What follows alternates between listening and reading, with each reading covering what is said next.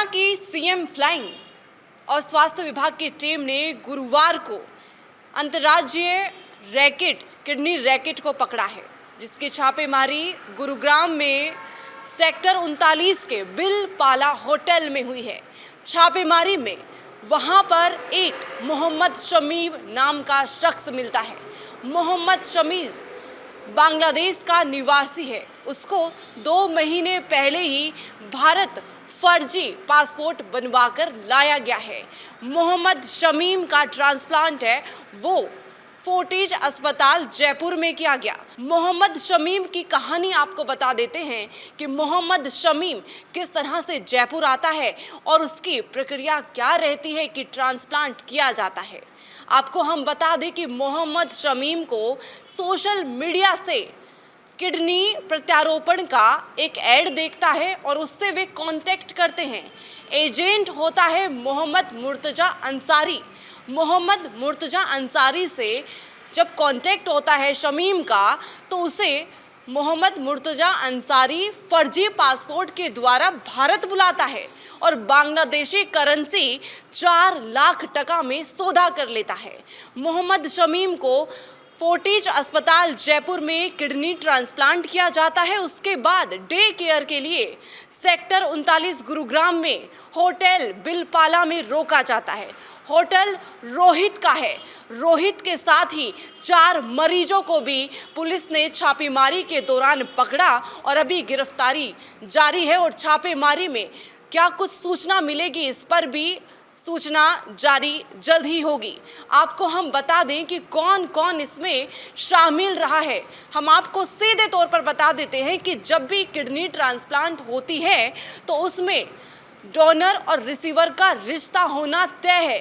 भारत में जब भी किडनी तय होती है तो दादा दादी या नाना नानी, पति पत्नी का भी जब रिश्ता होता है तभी किडनी डोनर की जाती है और रिसीवर से रिश्ता होना तय माना जाता है। लेकिन डिप्टी सीएमओ पवन चौधरी ने बताया है कि जैसे ही उनको सूचना प्राप्त हुई वे होटल में पहुंचते हैं और गेस्ट हाउस में छापेमारी शुरू करते हैं।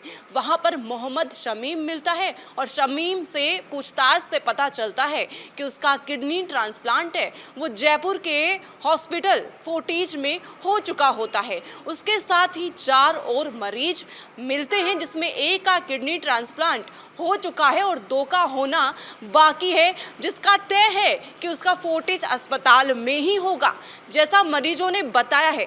पवन चौधरी ने आगे की सूचना जारी की है। उसके बाद में हम आपको बता दें कि जो मुर्तजा अंसारी है, जो फरार चल रहा है, मुर्तजा अंसारी ही सोशल मीडिया में अंग प्रत्यारोपण का एक विज्ञापन देता है। मोहम्मद शमीम से उनका संपर्क होता है। मोहम्मद शमीम का फर्जी पासपोर्ट बनवाकर भारत मुर्तजा अंसारी लेकर के आता है और मुर्तजा अंसारी आपको बता दें कि झारखंड के रांची का रहने वाला है। आगे हम बता देते हैं कि पूरी प्रक्रिया क्या कुछ रही है। यह भी पता चला है कि एजेंट अंसारी की जयपुर के फोर्टिज अस्पताल में कुछ कर्मचारियों के साथ मिली भगत थी। इसके चलते वह किडनी की खरीद फरोख्त करता था। आशंका है कि अस्पताल के कर्मचारी कई एजेंटों के साथ जुड़े हैं। किडनी रैकेट का गुरुग्राम का ये कोई पहला मामला नहीं है। 2008 में भी इसी तरह का मामला गुरुग्राम के पालम विहार में सामने आया था। शमीम कार्रवाई करती पुलिस भी अभी जारी है। क्या पैसा ही इन सब का कारण था? किसी डोनर का किसी रिसीवर से रिश्ता भी नहीं था। जी हाँ, पुलिस को मिले डोनर शमीम ने बताया कि किडनी लेने वाले मरीज के साथ उनका कोई रिश्ता नहीं है। उन्होंने किडनी बेची है। किडनी लेने वाले इस्लाम नरुल जो 66 वर्षीय हैं, जो एजेंट से मुर्तजा अंसारी ने किडनी उपलब्ध कराई, बदले में 10 लाख रुपए लिए। नियम कहता है कि भारत में दादा दादी, नाना नानी, माता पिता, पति पत्नी, बहन या बच्चे आदि परिवार के सदस्य ही किडनी दे सकते हैं या ले सकते हैं। अंग प्रत्यारोपण से जुड़ी सभी अस्पताल रडार पर हैं। एसएमएस अस्पताल से फर्जी एनओसी जारी करने के मामले में फोर्टिज अस्पताल के organ transplant coordinator Vinod Singh को गिरफ्तारी के बाद एसीबी ने 2 दिन सर्च किया था।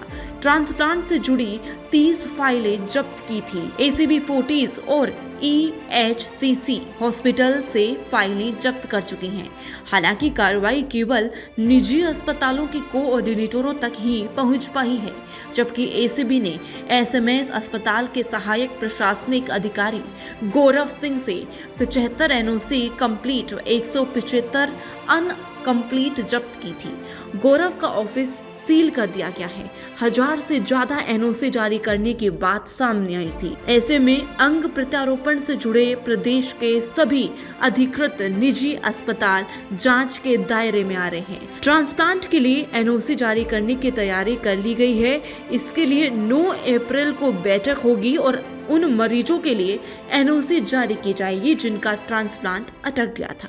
मालूम हो कि फर्जी NOC जारी करने के मामले में खुलासे के बाद उन सभी मरीजों के लिए ट्रांसप्लांट रोक दिए गए थे जिन्होंने कई महीनों से अप्लाई किया हुआ था।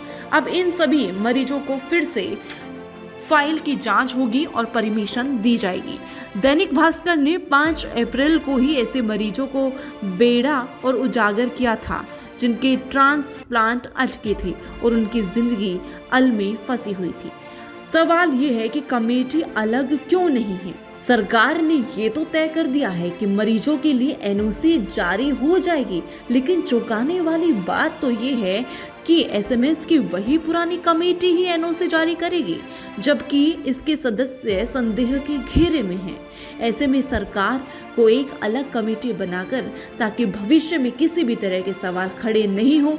अभी कमेटी के 3 सदस्य ऐसे हैं जो पूरी तरह पुलिस के रडार पर हैं और उनके कमेटी में होने से साख पर सवाल खड़े होते हैं। इधर NOC के लिए ऑथराइजेशन कमेटी और एडवाइजरी कमेटी का अलग अलग होना जरूरी है, लेकिन राजस्थान में दोनों कमेटियों को मर्ज कर दिया गया और सेक्रेटरी की जगह SMS मेडिकल कॉलेज प्रिंसिपल को एज नॉमिनी तय कर दिया गया है। 9 अप्रैल को होने वाली बैठक के बाद मरीजों को राहत मिल सकेगी। जो भी निजी अस्पताल गड़बड़ी कर रहे हैं या की है, उनके खिलाफ सख्त कार्रवाई की जाएगी। मरीजों के हित को ध्यान में रखते हुए NOC भी दिया जाना तय किया गया है। Bureau report, the fact India.